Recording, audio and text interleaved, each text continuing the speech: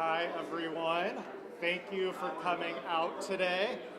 Can you all, can, can you all hear me fine with this?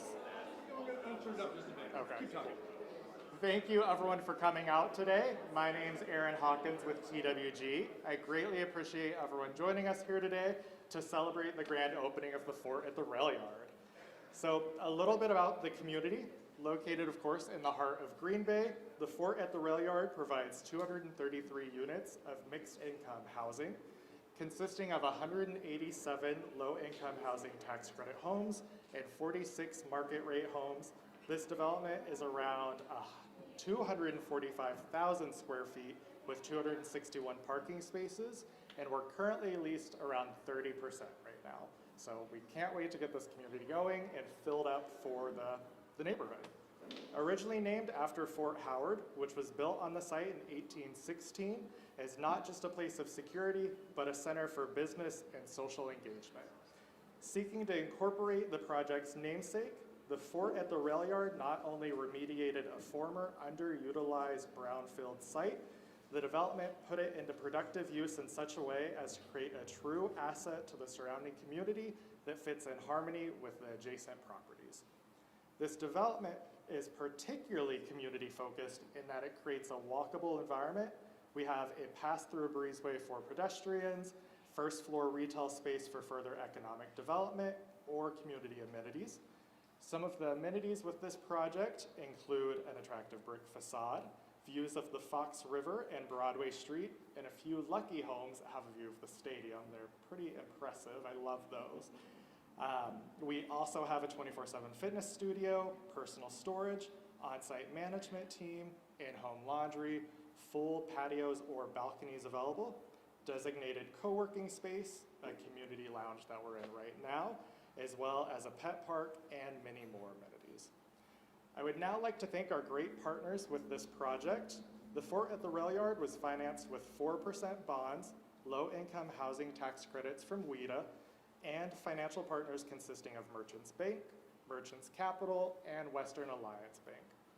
In addition, the project partnered with DDL Holdings and the City of Green Bay to establish a tax increment financing district for the project, as well as the City of Green Bay for further support, which allowed the deal to receive ARPA funding. On Broadway has also been a huge support and helped orchestrate today's event, so I just want to say thank you to all of our partners for that support. Our speaker lineup today will consist of Mayor Gingrich of Green Bay, followed by Brian Johnson of the City Council and On Broadway Incorporated, then Brian Shelbourne with Merchants Capital, and last but not least, we have Paul Bleschner of DDL Holdings and Base Companies. Once Paul is finished today, I invite everyone to join us outside by the leasing office for a ribbon cutting. I know it is a little hot, so if you don't want to join, we are going to have the Elmington team, if you want to raise your hands. They will be starting tours of the community at the same time as well, so feel free to tag along with one of them. We have a vacant 2-bedroom and 1-bedroom open upstairs to see. And now, I'd like to welcome Mayor Gingrich for providing the support for this.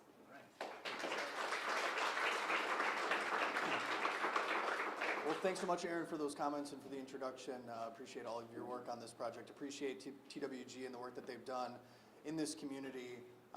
As everybody who's gathered here knows, housing is a huge priority for the city of Green Bay, and so we're just very fortunate to have a private partner like TWG doing this work within our city.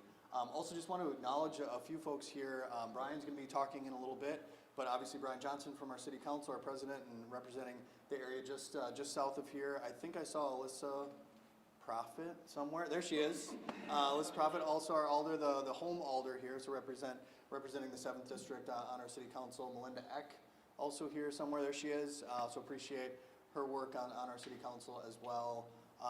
Lori Radke in the back here, president and CEO of the Greater Green Bay Chamber, and just want to recognize her work over these 14 years. She's been a huge champion of the entire region, but including downtown Green Bay, and so that's been a great area of partnership that we've been able to develop over the years, so really appreciate Lori's leadership. Paul's going to be speaking as well, but want to recognize him and Brent from DDL. This kind of stuff would not have happened without the investment of DDL and base companies and just the work that they have done over the years here within the rail yard, recognizing the potential of this site. Was the Larson Canning Company here for many, many years, but then had gone out of business and really was a blighted site, 23 acres, I think, in totality of blight, but also potential. And thanks to DDL for recognizing the potential that existed here and for doing all the work that's brought us to this point. Also city staff, so Will Peters from our Community and Economic Development Department has probably played the biggest role with this project from Community and Economic Development, so really appreciate his work. Of course, Matt Buchanan, our deputy, and then Cheryl Renier-Wigg, our director at CED, doing a fantastic job on all kinds of projects these days, but this was a big one for us.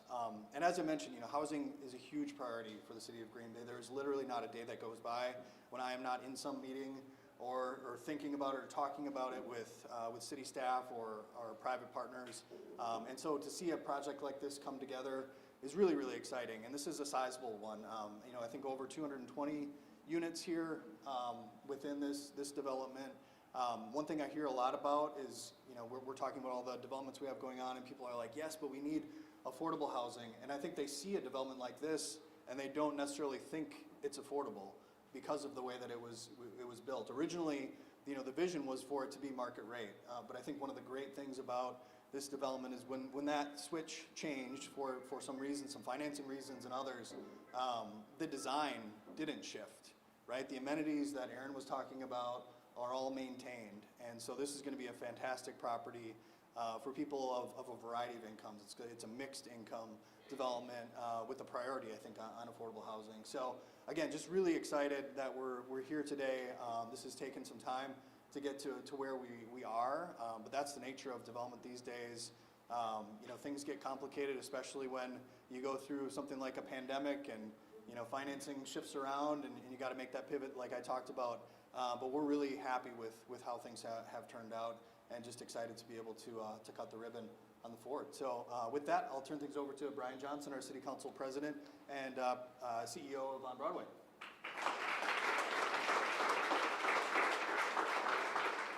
Thank you, Mayor. It's a long and winding road, as it were, and this is one of those projects that certainly took some creativity and some passion and commitment to really make this happen. One of the things we talk a lot about, and the Mayor, you reminded me of this the other day during the home tour, and it's an emerging theme within downtowns, and that's the concept of a central social district. And in the city of Green Bay, in our downtown in particular, we've had a long history of businesses, and whether it's retail, restaurants, office use, but we've really lacked that residential density. And that's what makes a project like this so critically important when you think about the future of downtowns and how to make successful downtowns. This is vitally important. As the Mayor said, housing continues to be a priority throughout the city of Green Bay, and we continue to prioritize it within the Broadway strategic plan. 238 units is not a small number.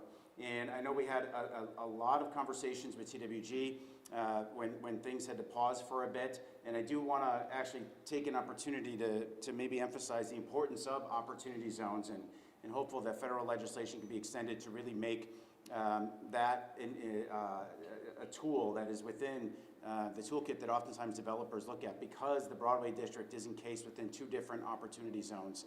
And that is a really important tool when you're thinking about how to get development like this done.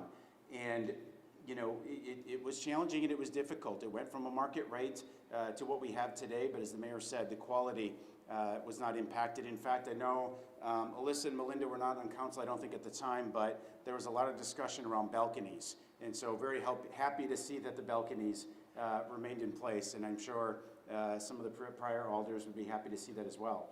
And at the end of the day, when you think about housing though, the cost of housing, whether you're talking market rate or affordable, is not that vastly different, right? You have site acquisition, your financing costs, the cost of lumber and drywall, all of that costs the same, whether it's luxury or whether it is some level of subsidized development. And so the importance of somebody like WIDA, with an H, WIDA, thank you for your support to really come in on this project, because that is what made this project possible.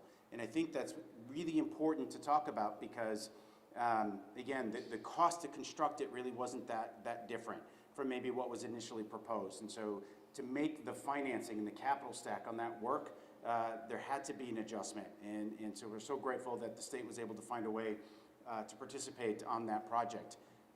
Think about massing on something like this. Eric reminded me and said I should tell this again, but I've been saying it everywhere I go. To get a sense, when you stand out here and you kind of see this is shaped like a U, you know, but if this were on the same site as Metro or City Deck Landing, this would be a 20 to 30 story tall building. That's a significant size. Now think about that in the city of Green Bay and what that means for a downtown. And you're creating housing options for people that work down here, people that want to live down here. The average, this came through the National Main Street Conference when we were there this past year. The average residential unit in a downtown district creates $14,000 of direct spending within the immediate vicinity of that downtown area. So a lot of times you get these units and you have roommates, right? So you might have two incomes or a married couple, you know, but that's a significant spend that goes directly into the businesses that are down here, whether it's a grocery store, a coffee shop, crepe shop next door. I highly encourage you to check them out. They're very good. And then, of course, even the retail spot here that we're trying to fill. And so On Broadway does have a retail grant program.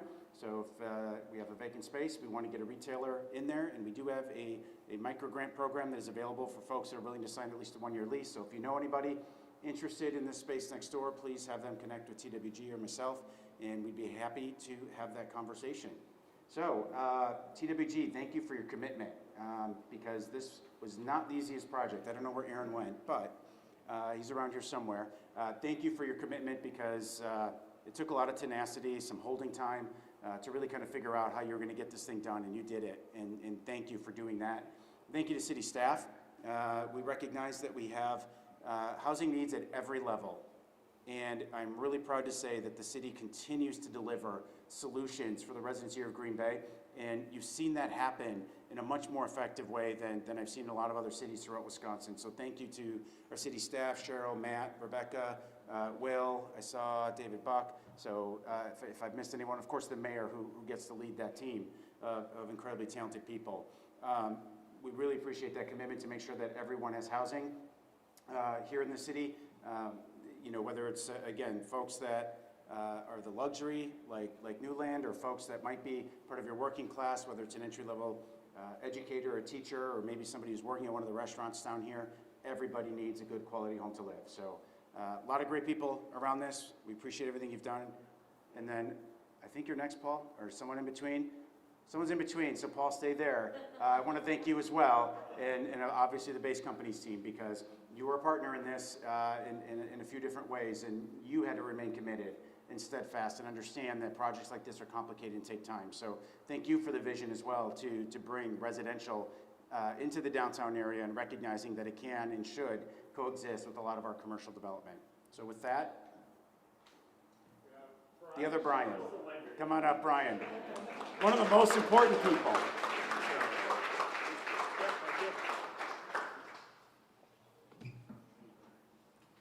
I think I'm the bridge to Paul here, but keep it quick. My name's Brian Shelbourne, and I'm honored to be here today representing Merchants Bank and Merchants Capital, celebrating the grand opening of the Ford at the Rail Yard, who collectively provided over $30 million to the project through construction financing and 4% equity investments of the partnership.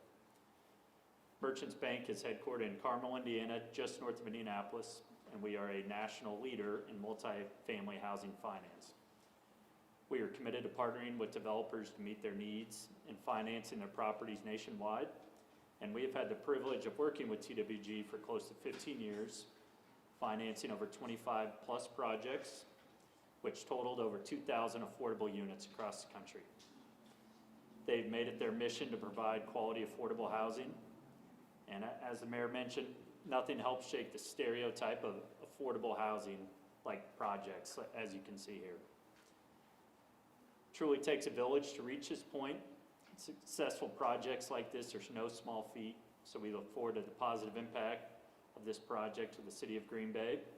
Very much look forward to this upcoming ribbon coming. So with that, I think I'll pass it over to Paul with baseline. I think wrap us up here.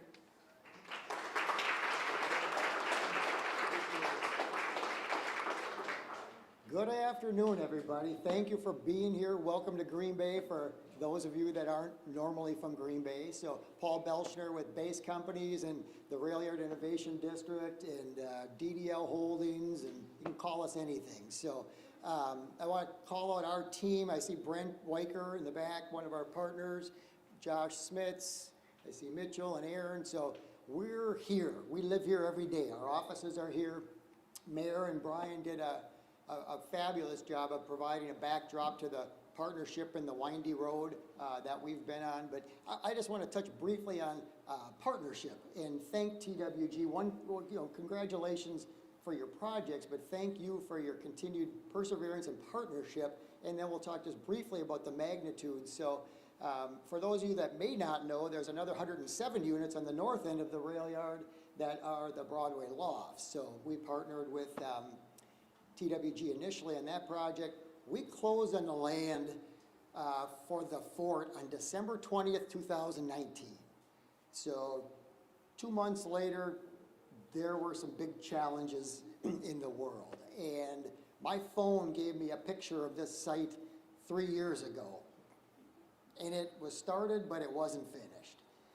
Today, to come and see this project, TWG gave us their word all along that they would not deviate from the plans and renderings that we were shown initially, and it truly turned out to be that spectacular. So thank you for that continued partnership, TWG. We appreciate you. Your residents are choosing an amazing neighborhood to live in, right? We have a 22-acre development. So over the course of time now, we've absorbed 300,000 square feet of former cannery buildings, mostly into Class A office spaces. Brian alluded to the size of the Metro and City Deck Landing. Those were transformational projects in the evolution of our urban core. This project is larger than both of those together. That is so important for us to continue to provide the amenities and talent attraction and retention for the employers that are choosing to locate their businesses at the rail yard. It's bringing us expansions to Voyager Bakehouse. It's bringing us new leases that we aren't releasing yet, but you're gonna love them on the first floor. They're retail businesses. It's bringing us crepe shops, French restaurants, things, Weldon Arrow, jewelry or companies. So those are tough businesses in Green Bay, right? We're 106,000 people in the city, 280 in the county. It takes this kind of density. Go drive down city streets and see how many streets you have to go down to get 230 homes, right?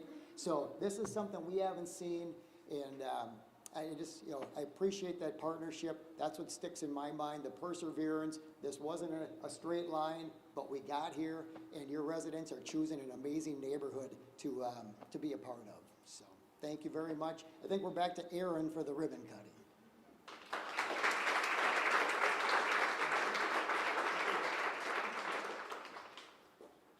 Okay, thank you everyone again. We greatly appreciate it. I would like to invite all of our speakers to join us outside for the ribbon cutting and their teams. If anyone wants to join, you're more than welcome to. Otherwise, Audington will be starting tours along the staircase